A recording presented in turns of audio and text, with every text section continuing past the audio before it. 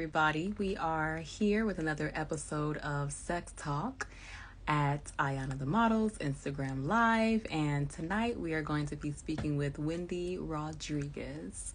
I'm going to give her a chance to introduce herself as soon as she hops on.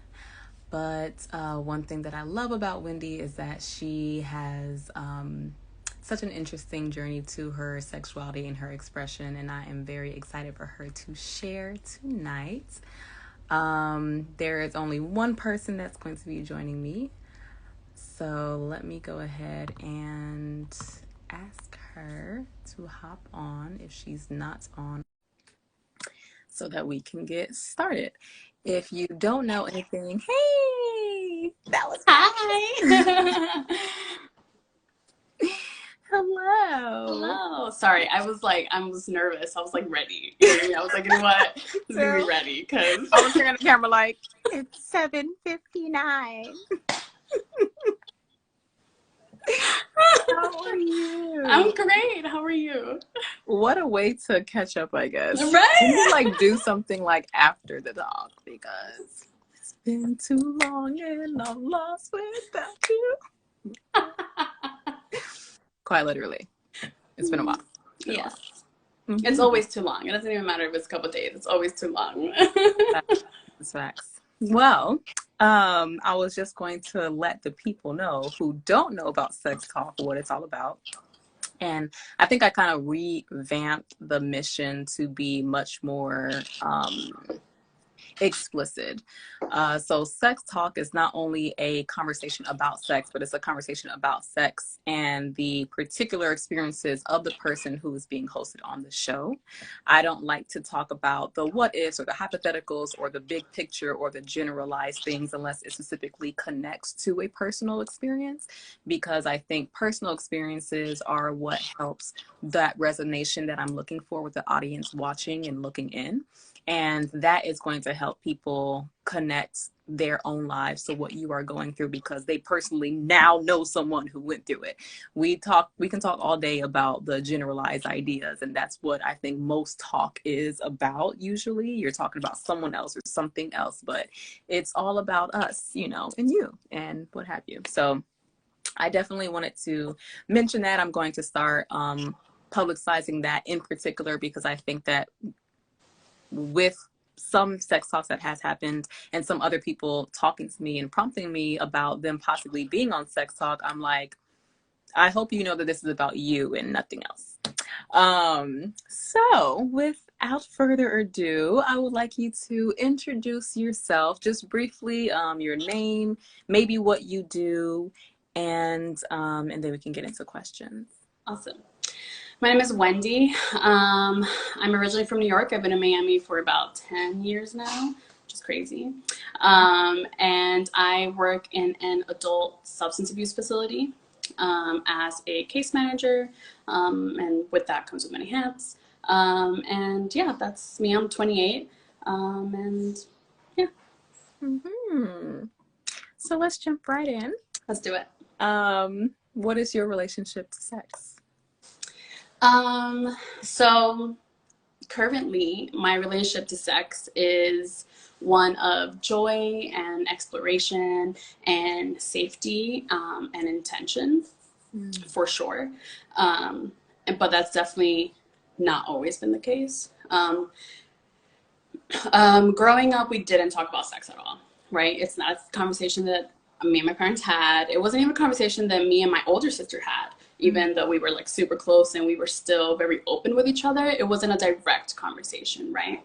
And then when I was in high school, I was very uninterested in sex. Like, just wasn't. I was busy, right? Like, I was in extracurricular activities. I was busy. I was that girl. I was in everything. I was busy. Like, straight A's, some B's. I was busy. And then when I went to university, there was a lot of factors that played into my relationship with sex when I went to university. One of them, and I think the main factor, was definitely anger, due to reasons, and nothing, just like parental reasons or whatever.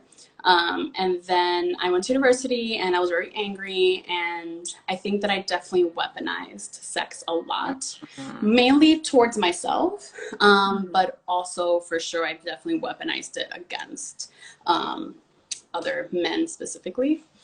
And then I met you at a very pivotal point in my life. And then I was very intimidated and very scared. And, you know, I think that just comes from when you're trying to build a healthy relationship with something, it's going to expose the ways that you have an unhealthy relationship with it. So, you know, I had to go through that process of like, okay, what am I doing that I'm not enjoying? Why am I doing these things, right? Like going through that whole process.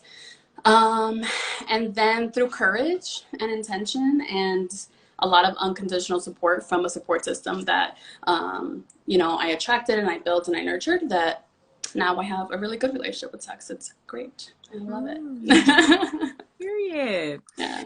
Wow, there was so much in there. I think that I also was uninterested in sex during high school years, and that's a very interesting way to describe it. Like, oh, I'm an uninterested child. Like, I don't care about it, because I really didn't, and I never described myself as uninterested in sex in high school. Like, I never. I don't think I put those string of words together to describe that experience. But I would say it probably is the same for me. I was uninterested in sex, I think, personally, because in my mind, sex meant penetrative sex in particular, and that type of sex I was definitely uninterested in having. I was also uninterested in oral sex though. When I tell you, I was so miserable. Like, I had like, hey, I had a boyfriend, right? I won't even like whatever, but you know, he was a virgin at the time, I was a virgin at the time, and there was a lot of pressure for, you know, us to like lose our virginities to each other. I just wasn't interested, you know? So I was like, okay, let's just do these other things. And it's interesting because the first time that I ever gave head, I actually felt very sexy until I actually did the act. And then I'm like, I hate it here. I hate it here. This is terrible. I did not enjoy it. Leading up to it, you were like, oh yeah, I'm about to rock Yeah, the ooh, world. I did a You thing, don't okay? even I did a know. little striptease. I was in it. Okay, I was feeling it. And then I wasn't. And then I wasn't. And then I failed miserably. I crashed and burned. Wow, interesting. Super uninterested, yeah. Yeah, I would say I am the opposite because I've always been a very curious child, which of course I put like verbatim in my film, right? I've always been very curious. Yes. I've always been very curious about everything. And then I started to be very curious about sex once I was exposed to it. And I think that I was always very cautious in my curiosity. So even with everything that I've always wanted to know about, I always just like, well, let me just make sure I'm doing it safely. Just because for whatever reason, I just felt very cautious of everything, drugs, alcohol, experiences, like whatever it was, I was always very cautious of it. And not cautious to the point where I'm frightened in any way, but cautious to the point where I feel like, okay, what is the most safe I can do this because I'm going to feel the most in control of my choices, thus making me the most happy with whatever that outcome is. It's interesting that you mentioned weaponizing your sexual self against yourself and also in particular against men. Could you describe how you did that? Like, what was the relationship with weaponizing sex against yourself? And then how did that look when you weaponize your sex against other people? Yeah. So I rarely weaponize it against other people, but, you know, I definitely did. I'll start with myself first because it's happened the most frequent. And I think that it was mainly because there was a lot of anger there, a lot of anger and a lot of ignorance. So anger and ignorance, as we all know, do not go well together, right? And it breeds violence, I believe, right? And so not that I was having like super crazy violent sex or anything like that, but I was having unintentional, reckless, unsafe, unloving, you know, very transactional sex, even with men, because at the time I was only having sex with men, who didn't, you know, like sexualize me in a negative way, or even like wanted to like show me love, you know, and you know, kind of take things further. I'm like, no, thank you.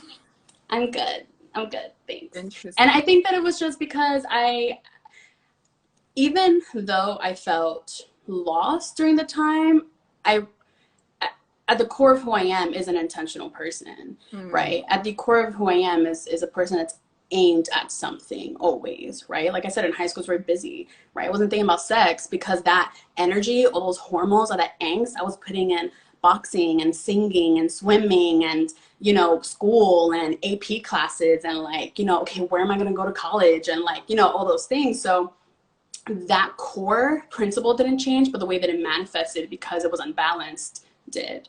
Um, so I say that I weaponized it against myself because I was doing things out of spite and anger and ignorance, even when I didn't want to. You know, even when I was tired, even when I was drained, even when I was hurt and angry, you know, I was still escaping through sex, even when I didn't want to. So that's how I weaponize it against myself. Um, and then I weaponize it against other people when like I didn't get what I wanted, right? So for example, like there was like this one instance where I did find myself attached to a man, you know, and he was like, you mad toxic, so like we should probably take this slow and like let's not have sex. That was a big problem for me. That was a problem for me, right? I didn't understand it. I wasn't ready for that. Mm. I was like, what do you mean? What do you mean? Fuck it. You don't want to have sex with me? I'm going to have sex with somebody else, you know? And so that wasn't cool, you know, and especially with the understanding of our relationship. Even though it wasn't an exclusive relationship, it was an intentional one, the most intentional one I had experienced at that point. Mm. So, and then I would also do it with like I said, like other guys who really liked me. Ugh, they liked me so much. And I was like, no, I'm good. But also let's hang out. Like, you know what I mean? Like we can totally keep doing this, you know, let's do. I remember the first guy that ever made love to me because it was amazing, right? There was a playlist, there was You told me everything. about that. Girl, I'll never forget it, right? Because it Miguel. was like totally mind altering, you know? And then I was uncomfortable like right after. Super uncomfortable, super distant. I was like, I don't know what that was, but wow, like crazy. And then after I processed it, I, you know, went to him and I was like, look, like, I can't do this. You know what I mean? And he was like, okay. And I was like, okay, like we keep having sex, like we're good. He's like, yeah, okay. I was like, okay. But then he kept having sex with me like that, right? So I was like, I I I don't want to. He's like, so you just want to go back to having regular boring sex? I was like, no, I don't. I don't.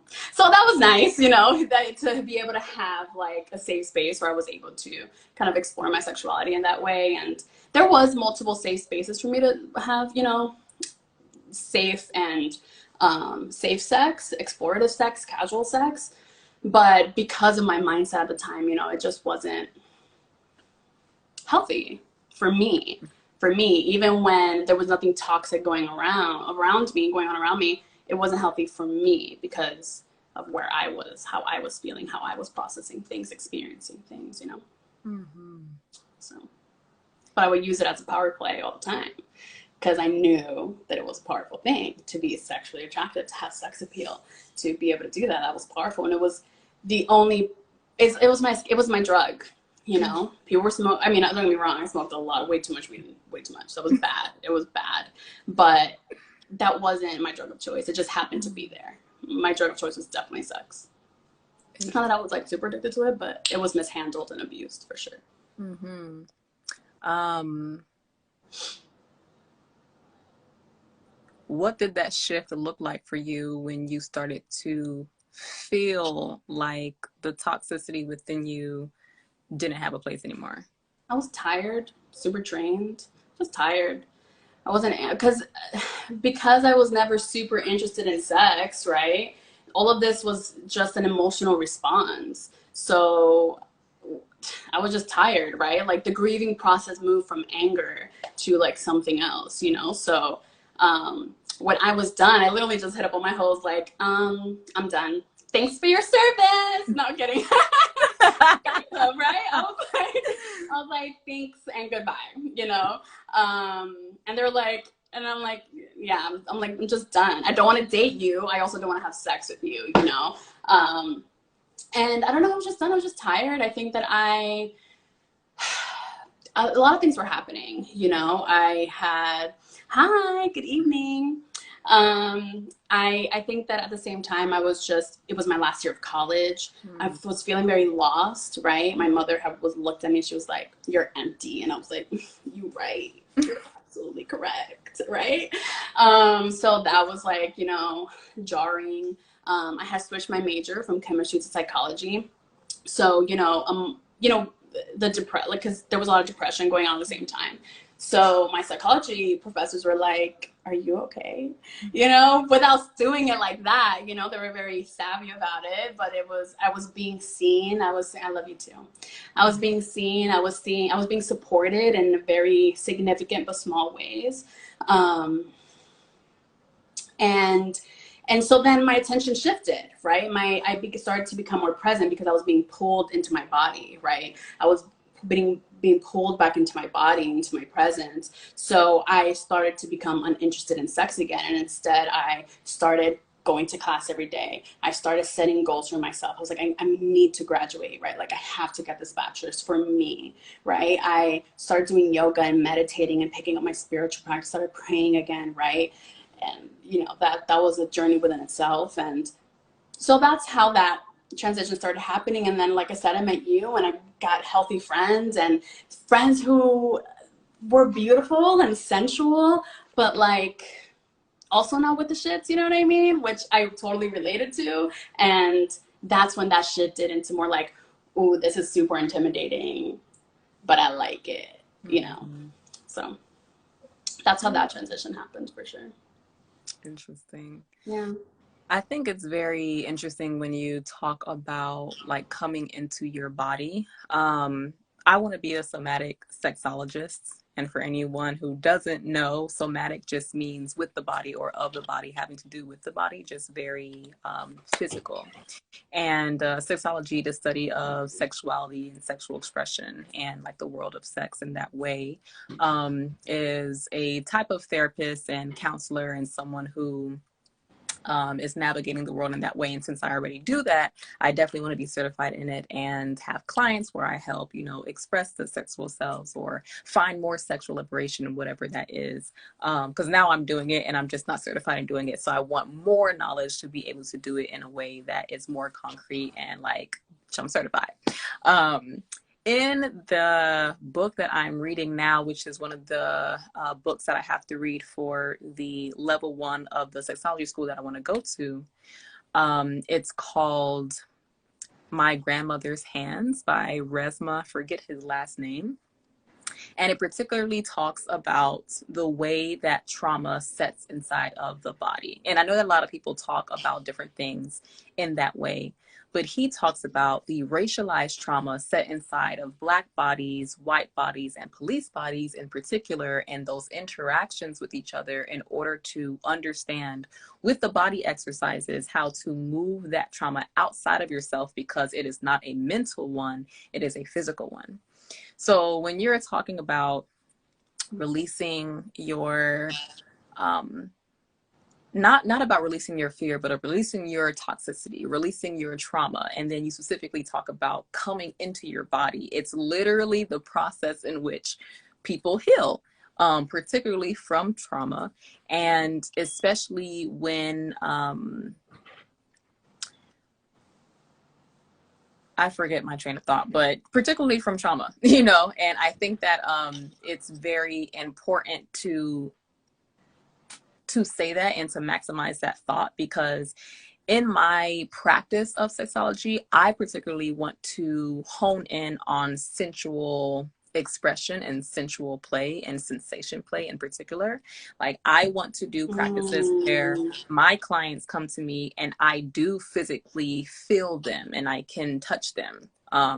But that touch is only going to be a sensual touch for them to become more present with themselves, so that they can draw themselves into their bodies, so that they can now be present with whatever sensation that they have. And they will have nervous sensation, they will have fearful sensation, they will have all the sensations that they feel on top of their skin be translated into how uncomfortable they feel in their bodies. But that is what's going to help them move through it over time, because trauma happens it happens reflexively, and it happens in a certain time frame, which means that on the opposite end, you have to now work through trauma slowly, so that someone doesn't have a trauma response when they are triggered. Yes. So in that process of moving into understanding more about the body, so that you can now heal, because trauma is only from this author's perspective rooted in the body, it makes it so that just psychotherapy doesn't work. You need somatic therapy. You need someone to feel you. You need for you to feel yourself in order for you to get to the place that you actually need to be. Yes. So I honestly, I think that journey for you is, I can't think of a better person to walk that path at the moment, because I that was a very big part of my relationship with you. You know, because you were just so yourself and so comfortable, right? So sensual and fun and cute, and like just fucking live your life, you know, like so free, you know. And in that, you were able to love me very unconditionally, and sensually, without any sex at all, right? And that was very that was a very pivotal point in my life. That was you're very much a big part of my turning point, in terms of that. So I appreciate you. I always appreciate it. I love you. So I think that, you know, and you do that all the time anyway. So I think that's, I love that. I love that for you. I love that for us. all of us have benefits. Absolutely. Good things. Yeah, I love it. I think it's mind blowing, especially because I think the more you recognize bodies as an entity that interacts with other bodies, you start to understand that bodies are just entities interacting with other bodies, and that's what experiences are. Yes. So I think like the more layman terms you use to describe experiences, the more you understand that there is a universal connection between the way those experiences are happening. And it makes it so that you have a lot less hate and anger, you know, which is interesting, since that was kind of the trajectory of your grieving process and journey to more of a liberated state, is that you start to understand that like who you are is just this person interacting in this way, and there is a way that you can interact where it's a little bit more healthy, it's a little bit more clean, a little bit less dirty, a little bit less angry or rageful or destructive. Do you think that you also use the way that you have become more free in your work? And if so, how has that manifested? Absolutely not. Well, okay. More free, yes. More free 100%, because with knowing yourself comes with going through the with choosing to have the courage to get to know yourself, and then continuing to have the courage to walk as yourself, comes confidence and, you know, continued bravery, and which I use every single day, right? I work with a very challenging population, a population who is not just addiction, right? There's always co-occurring disorders. The problem is never the drug. It's always a series of underlying trauma. And if you're familiar with addiction at all, you're familiar that that shit is rough, for everybody involved. But there's also a lot of manipulation and power play, right? In terms of, the client, right? Due to their impulse of escapism. So there's zero sensuality from my part, because I'm not playing no games with nobody at all, okay? But freedom, yes, absolutely. Comfortability, yes, absolutely. The ability to just look someone in the eye and just you know, because when you're comfortable with yourself, you're able to make other people comfortable, and that's the whole thing, you know. So in that way, yes. But sex, hell no. I'm even careful with when I smile, especially to the men, you know. And then with the women, it's nice because you get to have deeper conversations in terms of sex, especially when there's a lot of sexual trauma involved with the client. But with the men, absolutely not. Absolutely not. It's not a thing. The answer is no. Even when, like, you know, because when you know, I dress for work, and we all dress professionally, so I look good 8 out of 10 days, right? Because I'd be tired. And you know, they'll like compliment me, or they'll be like, oh, Wendy looks good today, and I'd be like, thanks. You know. Thank you. Just for the safety of myself, and also they need those boundaries. So yes, definitely. Yeah. Definitely. So you spoke about our loving relationship. Yes. And how when you recognized that I was a sensual person that wasn't imposing sex, how did that relationship, how could you explain a little bit more of that relationship coming from a space where you are sexually attracted to women, and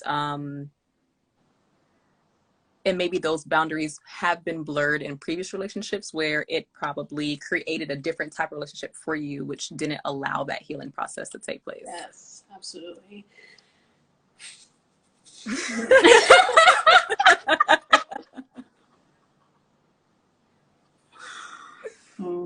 I don't even know where to start, really. I honestly don't know where to start. I'm debating how.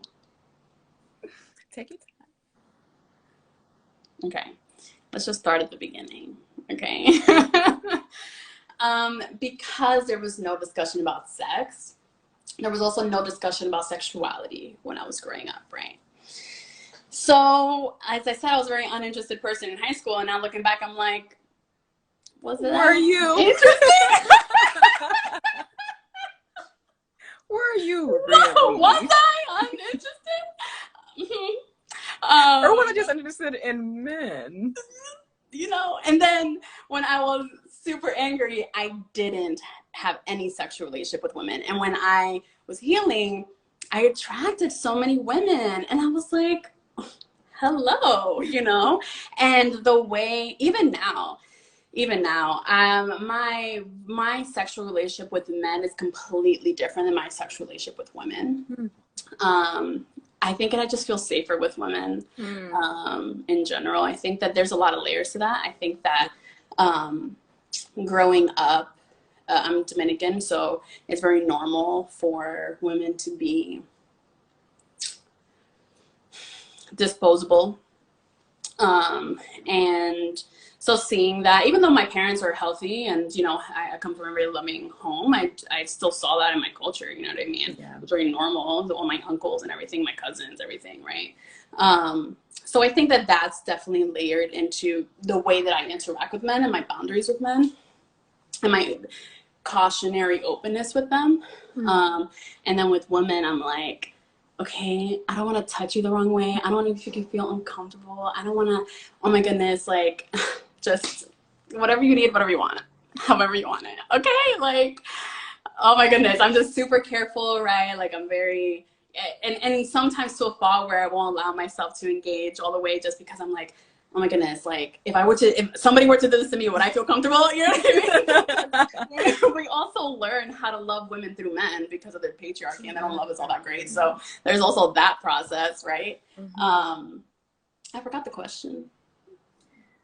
In your journey to shifting less of a sexual person, especially a weaponized sexual person, into more of a sensual person, how would you kind of expand on that, especially with like interacting with someone like me where I was more sensual than sexual? And how did that kind of look in other relationships that you might have had with other women that did get sexual that then hindered the healing process for you? Yes. So when I was in college, I had this friend, and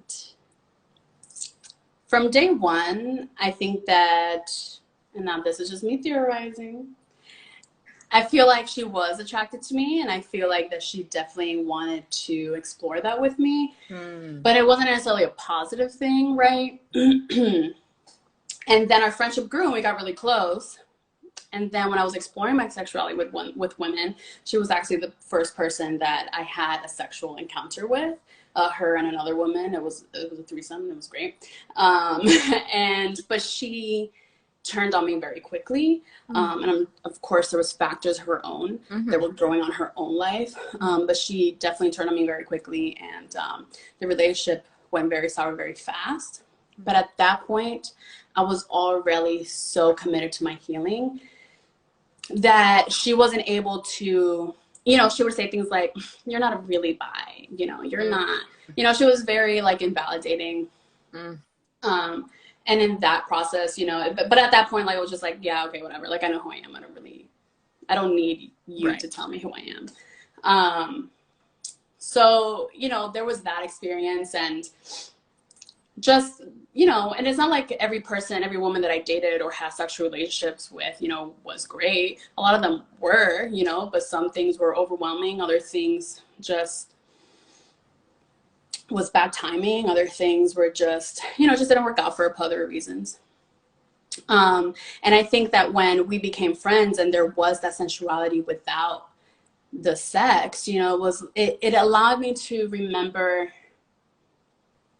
love without conditions. It allowed me to feel safe when I wasn't safe in my own body. It allowed me to, just be uncomfortable, but feel safe being so vulnerable and uncomfortable, because you were my friend and nothing more, and that has so much value for me at that time, because at the time I didn't need a lover. I did need a friend, and a friend who didn't dismiss me, a friend who, supported me and didn't validate the things that didn't need validating, and did, just be like, you tripping, like, it's okay, let's just go shake some ass, you'll feel much better, I promise. So, it just created a safe space in a time where I had gone so long without one. Yeah. So it was very pivotal. It was very pivotal for me. It also awakens a lot of my own sexuality, right? Because it was like, it's not like I wasn't attracted to you. I just didn't want to have sex with you, because you were my friend. But like, this is so much fun.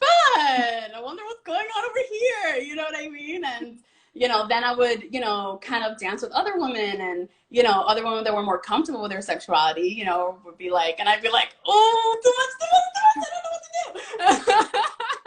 But it was fun. And like I said, because I felt safe, I was able to, go through that and enjoy the process in doing so. So, yeah, I love you. That sounds sweet.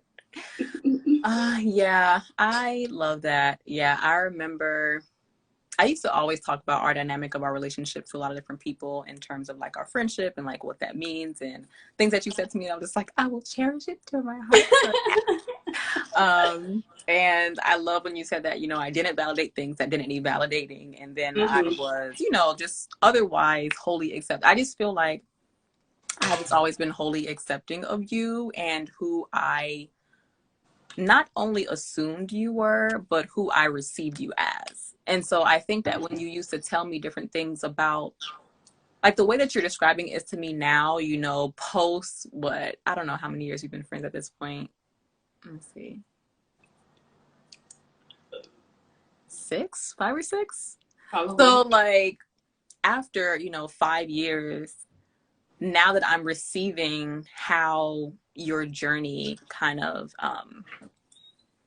began and then kind of what it's flowed into now, I'm starting to understand how much of yourself, which you used to tell me, I just didn't understand what the hell you was talking about. So in my mind, I'm like, this girl, why does she keep on saying these weird things that I have no idea what they mean? Because to me, She's open. She's like super fun. She is committed. She's honest. And you're just like, I'm hurting so much inside. And I'm like, but where? I don't see it. And I remember saying like so Because I wasn't often, hurting when I was around you.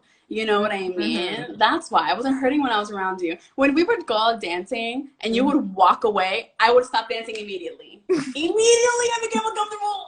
Immediately, right? I'm like, oh, I'm not safe no more. So yeah, you didn't feel like I was super comfortable, you know? Mm-hmm. I was comfortable. Yeah. And I just remember consistently saying that like, we are reflections, you know, and if you are seeing all these things that you know, have such a strong desire to embody and to produce and to present, then it's because that's who you are. Like, you know, and like that, of course, it's always going to be a journey, but it doesn't need to be conflated, you know, especially Definitely. with the idea of like when you want something, the universe conspires for you to go in that direction. So Absolutely. if you want to be more healthy, if you want to do this, if you want to be more sexually liberated, like the first step is being like, this is what I want to do. And saying it out loud to someone is literally you like putting words out into the ether so that it manifests in some way. Like the person who hears you might be like, oh, I know exactly who you can talk to, because now it's not just in your head. You have taken action by speaking. How would you say your sensual self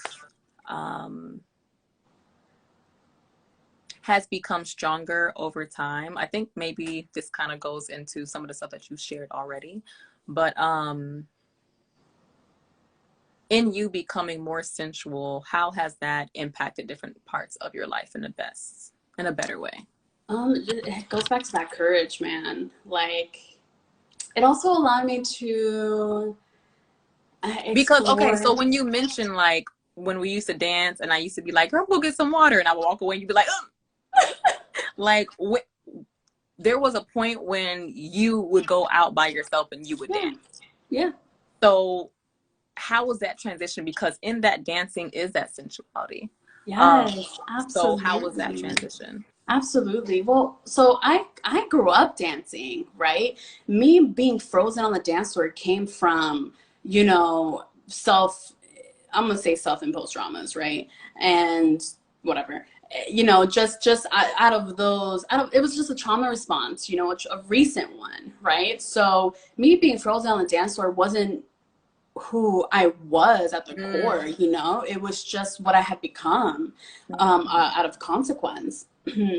So through, you know, practice, because that's what that was, right? When we would go out through practice with that exposure therapy, basically, Mm. I was able to get back to myself, you know? So now, hell yeah, now I crave dancing. I crave dancing so much. I love dancing, and it is very sensual because it makes me feel good. You know, it makes me feel sexy. It makes me feel free and liberated. You know, it makes me feel liberated. Like there's no care in the world. I'm not thinking about anything. I'm just dancing. It's just me and the music. I could be in a room full of people, or I could be absolutely by myself, and it literally won't change my experience. Mm. And I think that that translates to my sex life because it's like I'm now more comfortable in my body. So it's like if whether I'm having sex with another person or masturbating, you know, having sex with myself, I'm going to have a good time, you know. And if that means that also means asking myself, what do I want?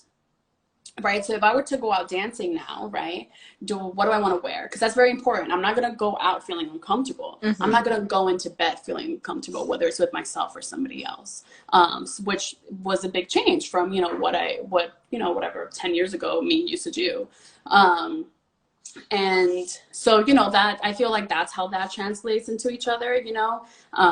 Just feeling more free allows me to feel more confident, and feel more confident allows me to voice boundaries. It allows me to voice no's. It allows me to voice yes. It allows me to say maybe not that, but maybe this, you Mm. know. That's that's that connection for sure. When you were journeying through the spaces where you yourself felt personally toxic, how much self pleasure were you doing around that time? If you were doing anything at all, And was that one of the key, you did mention a lot of different things that you started doing for yourself and with yourself that was pleasurable outside of sexual realms, but was that something that gave you a light bulb of the type of intention you are now having in your sexual experiences? So when I didn't have a healthy relationship with it, I didn't masturbate. At least not alone. Like maybe if I was like playing with a sexual partner at the time, yeah, sure, but not by myself for myself. And then my friend gifted me a vibrator, and I was like, "Girl, this shit is crazy, okay?" And it was so fun, and I loved it. And I think that was also a really significant point when I was gifted a vibrator, you know, because it just, you know, it allowed me to feel my body in a way that I hadn't felt it before. So yeah, I forgot the question again. I'm sorry. Is that we're talking and like memories are just flooding my head. You know what I mean? So it's hard to kind of. Yeah, no worries. I figured that it wasn't the case, but I was asking, were you doing self-pleasure along the, you know, path of you feeling like you were more toxic to yourself? Yeah, and then once you started to do self-pleasure, did you feel that as a light bulb of the type of like change for you? Because I know sometimes we can do things and we don't think about what we're doing.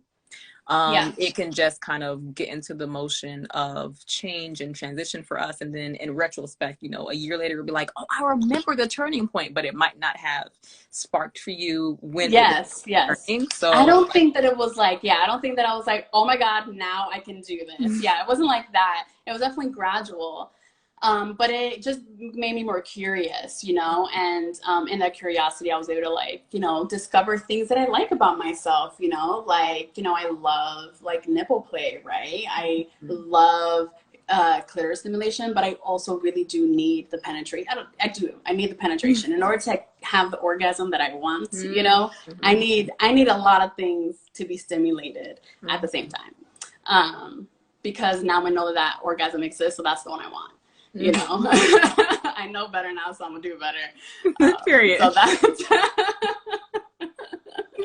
that's how that works, you know. And yeah, so like it also allows me to be more confident in like toys, right? Like I can go to a sex store really comfortably. I know what if I'm like have an idea, I know where to get the information that I need, and I know where to go get the things that I need in order to try that out. So yeah. The freedom, the courage, the confidence, you know.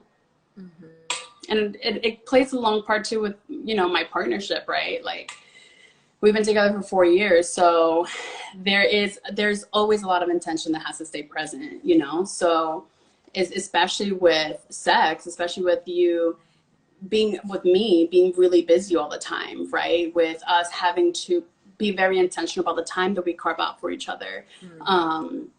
And when we do carve out that time, we want to make sure that it's the best, you know, for the both of us. So being able to know yourself, being able to know myself, being able to know what I want to try, what I don't want, totally helps, you know, elevate that experience. Yeah. So. It's less more of a figuring out and more of a like mutual pleasurable exploration. Yes, absolutely. Absolutely. Yeah. And, you know, I also, it's crazy because women have played a huge part in that journey for me. You know, platonic friends that are women and notably Black. Solely, actually. Black women for the win. Specifically have, you know, elevated my healing in a way that really no other group has. And I value that a lot. Just because of the innate sensuality of at least the Black woman in my life, right? I just loved it, you know. There's just that light that you're just like, how do you do that? And then, you know, you're like this, and I'm like, wow, really? That's crazy. All right, let me try. Wow, that really worked. That's amazing. I feel so good. Do you feel good? Because I feel good. I feel so good. And now we all feel good, and that's great. It makes for a better existence for sure. Indeed. Oh, me. Well, I definitely want to, that's beautiful. I love that. Love that tidbit. Yes. It's important for sure. Definitely. I do want to open it up for questions. If people have questions, there is a question box on the bottom right-hand corner of your screen if you wanted to put anything in that or to put anything in the chat. We can dedicate some time to do that.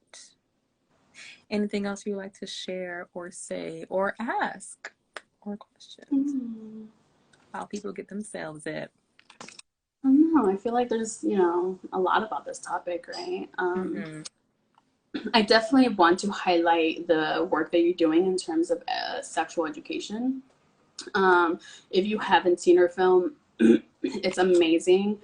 I think you should definitely be like 15 years and older to watch it.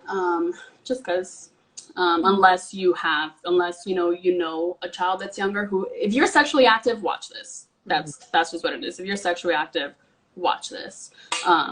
It's really amazing. I think that you did a really good job at,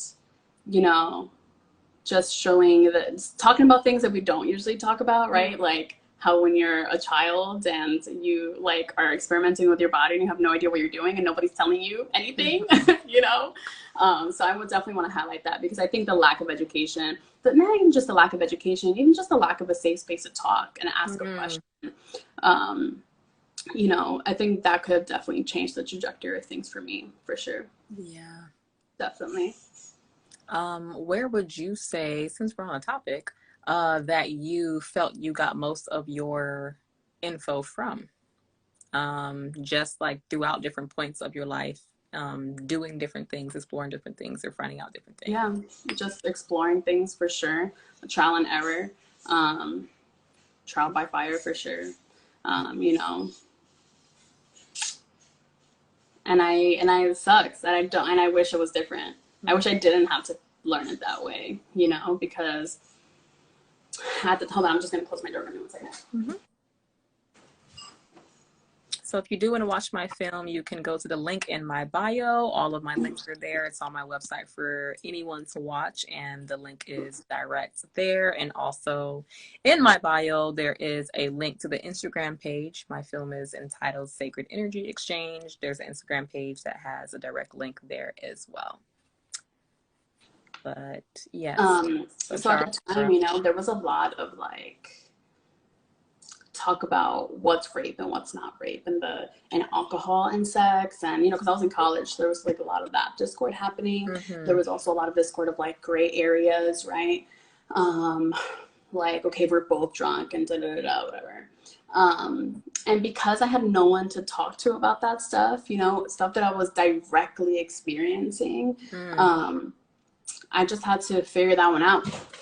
I had to just, did he like that or did he not? And a lot of times it was no. A lot of times I fucking didn't. A lot of times I felt violated. A lot of times, but it wasn't their fault, right? Like, I don't think they knew any better either. You know what I mean? I think that there was just mutual ignorance, but because there was no one to talk to, no one to ask questions to, I was in a lot of uncomfortable situations that like totally impacted me, in a not great way. So it's not even, you don't even have to know all the answers. Just creating a safe space to have the discussion and to explore can literally change a life. Yeah, I discussed in another sex talk episode, I forget which one, that that idea that you just mentioned, like, it's literally the way that I describe your knowledge, because you don't have to have all the answers is exactly right. You never will have all the answers. I don't have all the answers. No person on earth has all the answers. No one can ever have all the answers. But if you are someone exploring, then the only answer that you need is your answer of comfort and your answer of safety. Because if you feel comfortable and you feel safe it doesn't matter what it is, how it is, what you're using, who's doing it, who's with you. Like, none of that matters as long as you feel safe. Because as long as you feel safe, your body's going to open up in ways that it's going to be comfortable. Your body's going to allow itself to receive in pleasure. And that pleasurable experience is what's going to teach you so that you now have knowledge for the next time. But if you are moving in discomfort and no one has taught you that discomfort is the first flag to not doing something without any idea of knowledge, whether you have it or not, you are going to be moving through experiences that you do not appreciate, you do not like, and you feel violated. I have had very few of those experiences, but the ones that I have had, that I've rested in my lack of a voice for myself because of the confidence that I didn't feel like I had to voice what it is that I wanted. And I didn't trust my discomfort enough to have that be the catalyst for me to leave a situation or to move on from a situation or to exit a situation, which was my prerogative and my power at that time.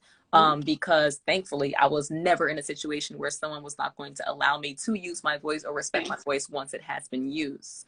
So if most of us are in situations where our voice is really the only issue, then it's up to us to get the confidence in order to speak so that people can hear our voice, so that there are less issues, if any.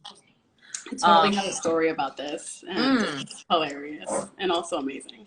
So, I was working this party, whatever, and these guys that I knew from New York came down, and I was like, oh, hey, whatever. And they're like, just when you stop working, like, come on, let's go party. And I was like, all right, right? So I was comfortable with them because they're people that I knew, like, for a really long time. They were my sister's 9 years older than me, so they were, like, her friends who I became friends with growing up. So now, like, we're friends. I'm an adult, so, like, we're here. And I remember, you know, I was just vibing with this one guy, whatever. And although there was a lot of sensuality, I did not want to have sex. I really fucking didn't. I was loving the vibe. We could totally flirt. Yes, give me those eyes. I'm gonna give you vibes. We could dance or whatever. I'm enjoying this, but like, I really don't want to have sex. And throughout the night, you know, as things were like progressing, as he was getting more intoxicated, I was being more vocal, like loving this, but like, really, I don't want this to happen. And I feel like a lot of times when women say, I really don't want to have sex, even though we're aroused, men don't be taking it seriously. Yeah. And I don't like that. So I don't like that. So they need to listen to us real bad. So I wasn't driving, so I was drinking freely, and I got really drunk. Because I knew that if I was hurt, y'all were dead. Because my people know you. Like, and they know where you live. Like, y'all not doing nothing to me today. Right. And if you do, I'd love to fucking see it, right? So I was comfortable to, like, get drunk, whatever. And they were like, you can't go home like this. Like, we got a hotel, just come through. And I'm, like, looking at the guy like, all right, I'm going to come. But, like, don't touch me. So we go back to their hotel room.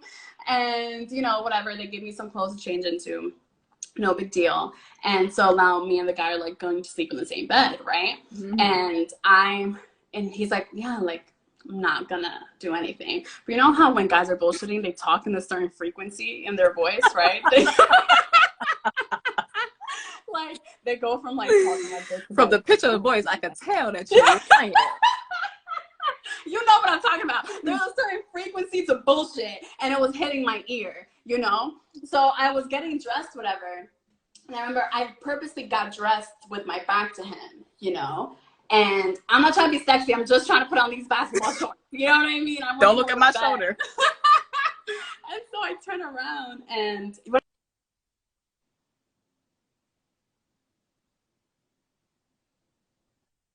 Hello? I can hear you. Hello. Sorry, I have, like, a screen time limit on my phone. So I turn around, you know, and I'm like, if you touch me, it's rape. If you have sex with me tonight, it's rape. I don't care how it happens. I don't care what I do. If you have sex with me, it's rape. I don't want to have sex with you. And he goes, man, the way this guy reacted, I'll never forget it in my life. He was like, you know what I mean?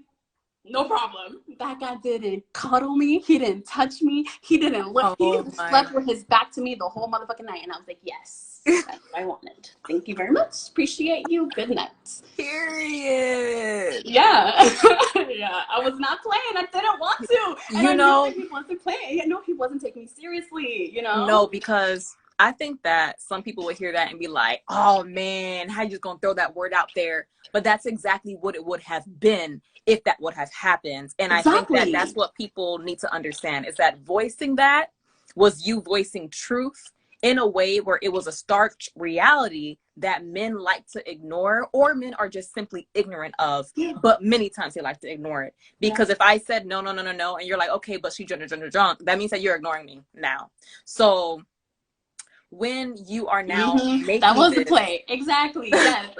Yes, I know. So like now that you're making this like a verbatim statement, I think that more women should be, but more women should understand what rape is, so that they can actually say this to men, because that's literally what it is. You know, we don't tell men that we're being sexually assaulted because we don't want to throw the word around, but we get sexually assaulted all the time. We get sexually harassed all the time.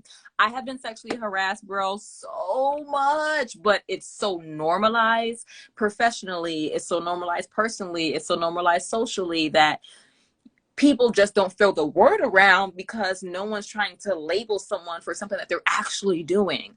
And when you do that, because they are now understanding that there is a gravity to what you are doing, regardless of how much you are trying to dismiss it, you are now, like I told you this beforehand, so you're going to go along with this and label yourself now that you are knowledgeable, or you're going to respect it and decide not to do it because of how violent it actually is. Yep.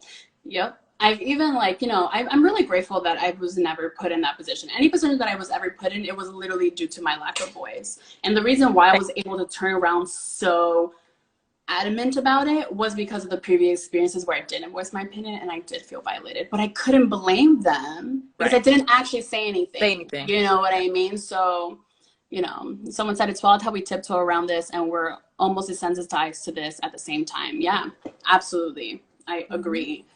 Especially women, because it's like, you also don't want to be crazy, right? Because he looked at me like I was insane. like how could I even have the audacity to think the thoughts, right? When I was feeling all the vibes, right? And and also just because I'm sexually attracted to you doesn't mean that I want to have sex with you. You know what I mean? There's this exchange of energy here that I'm enjoying, and there is sensuality here, but I don't want to have sex with you. Like, what is the issue, man? No, I'm not even gonna go there, it's fine. But I just don't. Okay, so there's this discord, right, happening where it's like, oh, like, if it's your husband, you should have sex, like, whenever he wants to. You got me so fucked up. Let me tell you how fucked up you fucking got me, all right? You got this game all fucked up. You're out of your fucking mind. You're out of your mind, I, said something like, I know Britney Spears said that I'm a slave for you, but she wasn't being literal. She was playing. Like, she wasn't being serious. I'm not doing that. It was a game. It was a game. No. It was role play. It wasn't real. There was consent involved, So I'm not with it. Not with it. And I'm not with it because, because of those experiences, and like I said, it's important to have this conversation. Have this conversation with your nieces. Have these conversations with your daughters. Have these conversations with your sisters. Talk about it, please, because... And talk about it with your boys too. Especially them. Oh my God. Talk about it with your sons. Talk about it with your brothers, with your nephews. Talk about it with your cousins. Talk about it with your homeboys, bro. Like, we can't keep doing this. I just don't want. My point of transition was I didn't want to feel pain anymore. And so I just had to learn how to do that. Yeah, Chance said arousal and attraction don't need to lead to action. Definitely talk to the boys and the men too, because we women need to be confident enough to speak up through their voice, which they've been conditioned to ignore and to relax and to restrict and to cover up. There are also so many things that lead to them being gaslit when their voices are used. And so if that knowledge to the listening ear is not there as well, now you just have words falling on deaf ears. So it's so important for the conversation to go both ways. It's so important for everyone in the conversation to have. If you are having sex, these are things you need to know about sex, period. Because you're having sex. That's why you need to know it. Like, it's sex education. Yeah. Yeah. Also, something else because of it. Yeah. Also, something else that I feel like also needs to be talked about is I didn't know that I was allergic to things. There are lubes that I'm allergic to. There are condoms that I'm allergic to. Sometimes I would have sex, whether it be with a toy or a man or whatever, and I would like be irritated, you know, like my vagina would be irritated, just be irritated. And I felt that like, oh my goodness, I'm dirty. Like, oh my goodness, like I'm doing something wrong, right? But I'm literally just fucking allergic. Yeah. I'm literally just allergic. Something is wrong with the skin to skin contact. There is nothing else wrong. Yeah, like I'm just allergic to the condom. I'm allergic to the lube that we're using. You know, I'm just fucking allergic. And I was allergic to latex for a little bit. It's interesting because I grew into it and then I grew out of it, which is weird. But weird. But yeah, I was for a bit. Like I didn't use it for years. And so, you know, I'm just like, you know, there's so much shame. Why? I felt so much shame. There was a lot of shame attached to my sex life. There was a lot of shame attached to my sexuality. Me coming out was such a process and experience. Me coming out to myself, first of all. Yes. First of all, right? Like, because it's like, I'm not a lesbian, right? So it's not that clear cut. I do enjoy having sex with men that I like, right? Because if I'm like, I'm not gonna enjoy that. I am sexually attracted to men. I'm also very sexually attracted to women, right? So there's, you know, that whole like, oh my God, is it real? Am I just attracted to women because of like trauma? Like, am I just like, you know, all these like things, you know, when girl, no, right? So like me just coming out to myself, first of all, and then you gotta look back on my sexual experiences previously, right? The first person I was attracted to was a woman. The second person, well, a girl. The second person I was attracted to was a girl. 2 girls actually, right? And like, so there was just that, you know. My best friend, growing up, I was super attracted to her. I didn't even know until my other friend was like, y'all are, and I'm like, no, we're not. No, I'm not. That's crazy. And then like we totally fucking were, you know. So there was like, there was no conversations. I didn't know what the fuck was going on. I was just confused, you know. I'm just confused. I didn't know what was going on. And then coming out to, you know, my mom specifically, you know, she was like, "You're just disoriented." No, I'm not. I'm quite oriented. Thanks. Thanks. I've done the thing. I've checked.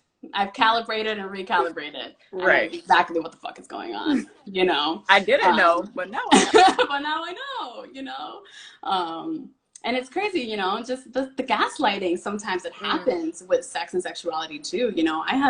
I feel very gaslighted in many points in my life, not just my mother. My mother does that all the time, but, you know, also by men, also by women, you know, like, first of all, bitch. There just need to do like a whole live on like internalized misogyny with other women, homophobia by other women, and the fact that the gaslighting from women who are more queer than you miss me with the bullshit. I hate it. I hate it. I absolutely hate it. The idea that women have more access to your body than men because they're women, I hate it. Oh, girl. Okay, so I was at Sweetie, right? Were you there? Yeah, I didn't go to Sweetie ever without you. So you were there. Okay. We were dancing there, whatever, we're at the club. And, you know, because dancing is a very sensual experience for me, I close my eyes when I'm dancing, especially if I feel safe. I'm in a room full of women, right? There's no reason I should feel unsafe. tell me how I have my eyes closed and I feel pelvis come towards me. My eyes are closed. I didn't even know this woman was in the room, girl. I never looked your way. I never gave you eyes. There was no vibes on you. Why do I feel something on me while my eyes are closed? She was so confused why I was so angry. Like, that's just, come on. Why are we doing that? Why are we doing that? I didn't even look at you. Like, what's going on here? Yeah, I was at the Halloween party. I'm wearing my pasties and panties, and I was not violated the entire night, except for in the very end when I was standing, and I'm just standing, whatever, some girl walks by and like goes like this on my pasty. And I look and then look straight up, and my friend who's with me, she already knows. She was like, I said, I hate when people touch me. She said, I know. I said, I hate when people touch me, bro. I hate it. And in my mind, I like replayed her doing it and thought of myself backhanding her, like elbowing her, or doing something to her to let her know that that's not okay. You can't just touch people. Yes. That's not cool. I don't private parts. I don't care. No matter how exposed they are, they're still private. They're mine.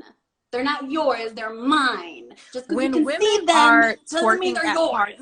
Period. When women are twerking at parties, I know it's commonplace to smack a lady on the butt. I don't do that. What I do is I smack girls on the thigh so that I'm in a safe zone on her leg that's not violating, just in case she doesn't want me to be on her freaking butt. Like, why is I feel like the understanding of personal space is just more audacious when you feel like you're giving more leeway, which I get, but y'all have to understand that personal space is personal space, period. And you cannot penalize men if you are not equally penalizing women for touching titties and vagina and butts. Like, it's gonna be a no for me. I might punch somebody in the face, and I hope y'all ready. And you know what I hate about that too is that because, and I'm just processing this as we're talking about it, and I feel like it has to do with shame and fear, right? Mostly shame. Why, that silence, that like choke, right? Like, why didn't you smack her hand away? Why?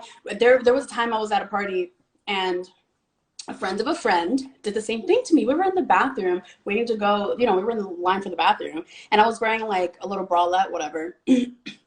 She exposed my nipple and like went to go pinch it, and I froze. Like, she was able to expose me and pinch my nipple.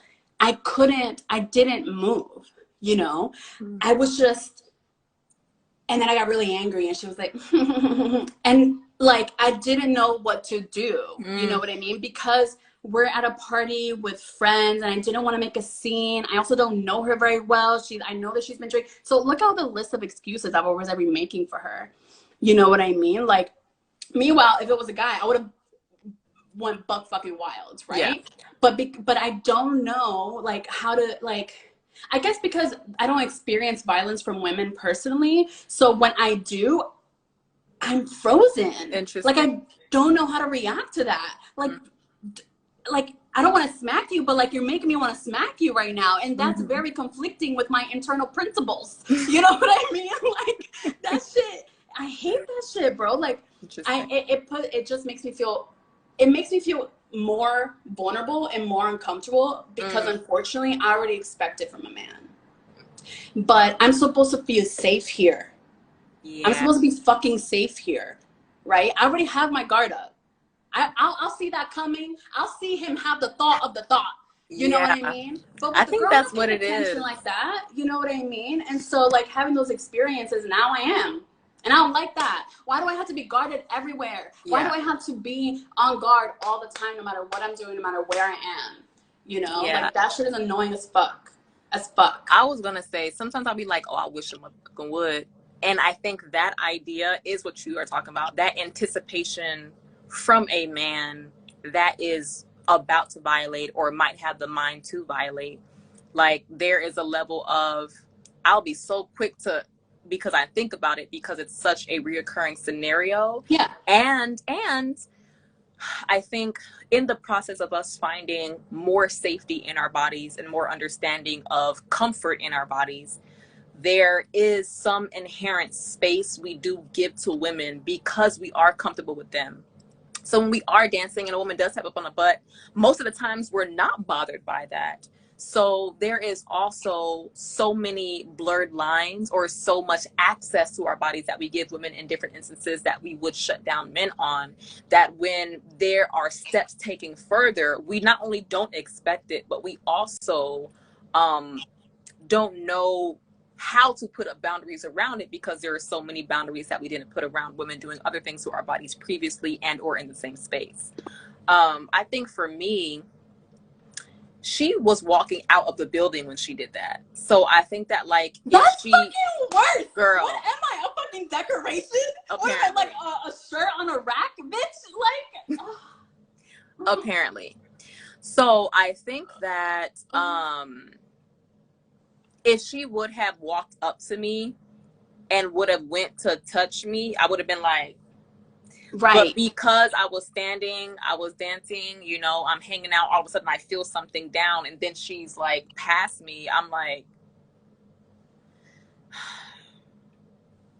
let me try to recalibrate and get back to, you know, the vibe that I was just feeling. When I'm dancing and like women come behind me, there's sometimes that I turn around just like I do men, and I'm just like, it's gonna be a no. When what else do women do? And I usually shut them down, because there's not too many women who will shut other women down for doing this. But I don't want you to feel like it's okay to everybody, and that's the thing. It's like, just because somebody lets you do this who is also a woman doesn't mean that you can do this to me. And just because of another woman lets you do this doesn't mean that that is the reasoning in which you can now do it to somebody else. Like, that's what other men say all the time, you know? Like, well, she let me. I don't care about who, what, where, when, and why. Here, now, with me, it's a no. And that's all that matters. It doesn't matter who lets you do it and who said it was okay and who, none of that matters. What matters is that I say no. That's it. That's it. If you really cared about who else let you do it, then do it with them. Period. Don't do it with me. So it doesn't, like, none of that matters to me. Like, I don't understand. I think that, Chance just asked, like, you anticipate violation and violence from men. I do. Violations and violence from men is so prevalent that many women anticipate it. Many women think about it. Women think about scenarios in which you're going to get out of it. They think about how they're going to do it at, what's going to happen if they do it at the club. What can they wear so that there is less pressure on them, or less energy on them, or less attention on them, because they are anticipating violence and violation from men. Yes, it's something that happens. Men don't know this because most of the time they are the violators, or the conversations between the men who violate are either happenstance or something that is very trivial, something that is very commonplace, and it's not deemed as that serious. But yes, the answer is yes, and it will always be yes, because this has happened since women's bodies have existed, since female bodies have existed. There has been violation on these bodies, not only from men, but predominantly and primarily and systematically and globally by men. So yes, it's something that we as women talk about all the time. And the fact that we now, especially women who are sexually attracted to other women, who see their bodies as these temples that they must protect and guard and have as safety, they, you know, or me personally, that's the way I see it. When I am navigating my most healthy way through this world, I am keeping the standards that I have for men in violation of my bodies for women. So now the violation is going to come from anyone who's doing these particular acts if I did not give you consent to do so. And I don't care who you are. And that's what the conversation also needs to be, along with the violation of from men that we usually expect, because 100%. It was a no. I mean, it was the only small thing that happened, but because women are so open with other women, you know, it was deemed acceptable, and it Mm-hmm. definitely wasn't. Mm-hmm. I think that it also goes back to like the beginning of the conversation. We were talking about how the body remembers, you know, how the Yeah. body really holds a lot of these things. And I think that a lot of times, you know, as a woman going into spaces where I know men are going to be there, I'm on guard because my body remembers. You know what I mean? My body remembers.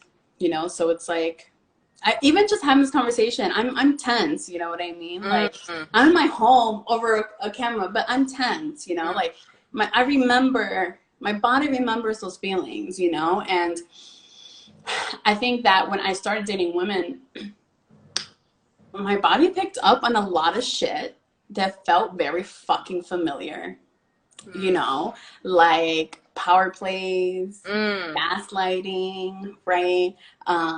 Like just the frequency of bullshit, you know what I mean?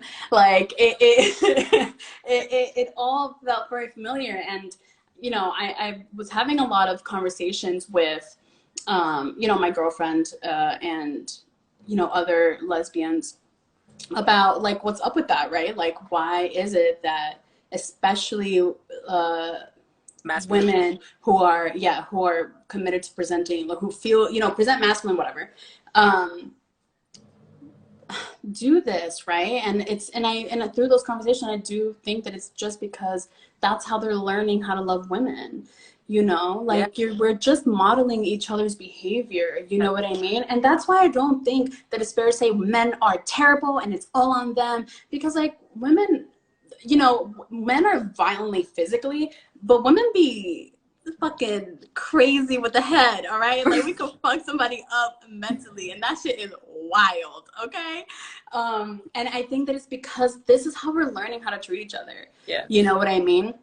I remember sitting at a bar one time, and I was just looking around. I had just come out of a lesbian event, and I was at the corner, and the men were really drunk, the women were really drunk.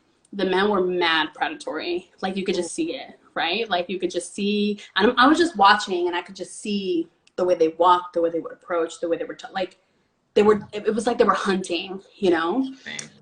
And then the women were like, they were just so,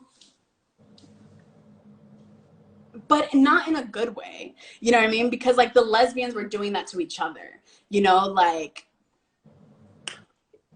looking down on each other, like not, there was no safe space over there either. You know what I mean? Like no one was feeling safe over there, but if they were to step out, they would be very unsafe over here. So it's like, what is happening? You know? And I was looking around like, these are my choices.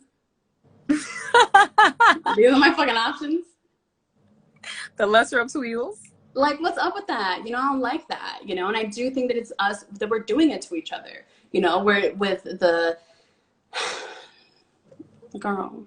Anyways, just talk to your peoples, all right? Talk to your people, talk to your circle, figure it out. Figure it out. Damn it. It's too much. And it's so layered, you know? We're not going to be able to have a 2-hour conversation about it and be able to be conducive, right? Because it's layered, and it is experiences that just happen all the time. And the good thing is that, you know, I feel like there are things like this where we can have this conversation, be like, hey, like I experienced this, like, damn, I experienced that too, you know? And like that's nice, you know, being able to hold each other and kind of help each other hear through those very specific experiences that are also very universal. I think that it's also very important for, you know, men to be part of these conversations. I haven't seen the last sex talk that you did. I can't wait. I'm absolutely going to. I haven't made the time, but I can't wait. Because I think that men being part of the conversation is super, super important. It's crucial because we are with each other, whether we're having sex with each other or not. Because me and my girlfriend going out in public is not a safe thing. Okay, we're very mindful. We're very careful.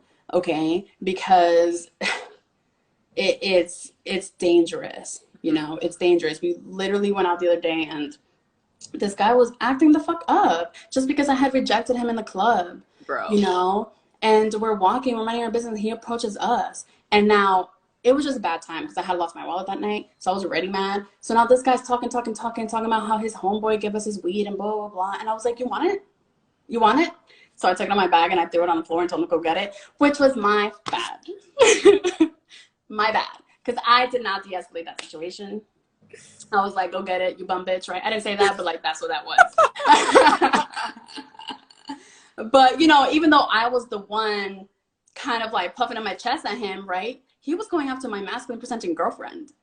He didn't even look. My girlfriend is silent, okay? If you guys know my girlfriend, she is the opposite of me, okay? Just, she speaks when necessary only. Okay, so she's like quiet, you know, she's trying to like get me away from this guy, but like she's pissing me off, right? And now he's going to attack her. Why?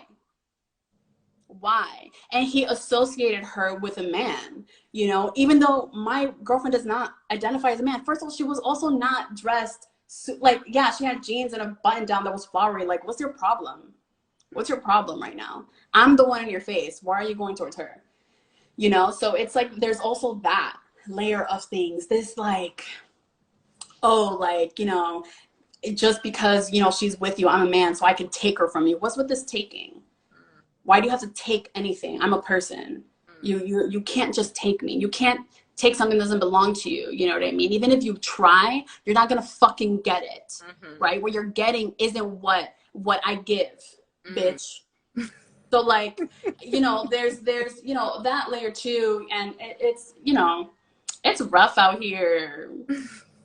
It's scary. It's scary. It's scary. It's scary. It definitely it's scary can everywhere, you know. And I think that, you know, we just have to be more mindful about that, especially if you're in a position of influence. Be mindful of that, about that. Whether that be because you're, you know, have friends or people or loved ones that look up to you, whether you have a platform, whatever it is that you're doing, just be mindful, you know, because people are watching, people are learning, you know, no matter how old they are. No matter how old they are learning from you. We learn from each other all the time. So, yeah. Man. I went through so many emotions just now. I saw on your face when you said bitch. I was like, that was for him. That was for that guy. For sure. Me, I think we can wonderfully bring this to a close. For sure. We covered so much. Yeah. It was amazing. If you are still up after this, we could jump on a call. Okay. I would love to. Let's FaceTime. Right. Thank you so much for joining. Thank you for having me. Talk. Thank you for having me. Really, this was great. Yeah, no, honestly,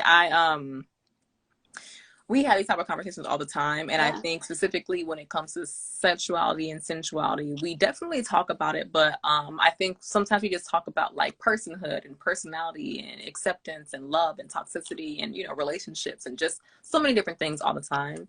I definitely wanted to get your perspective and your personal journey because there's, like I said, so many people who can resonate with it, so many people who can understand where you're coming from, especially when we start getting into these tangents of our personal experiences when it comes to our dynamics and, you know, relationships and how we're seen and what that looks like and being someone who is attracted to women, but highlighting the friendship you have with women as opposed to the sexual relationships that you have with women to give you a certain healing process and all types of things. I think that it's like beyond important to talk about. So thank you so much. Thank you.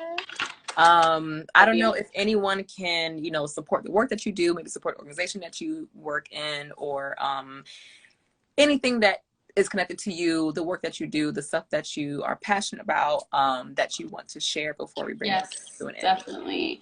If you're interested, we could always use clothes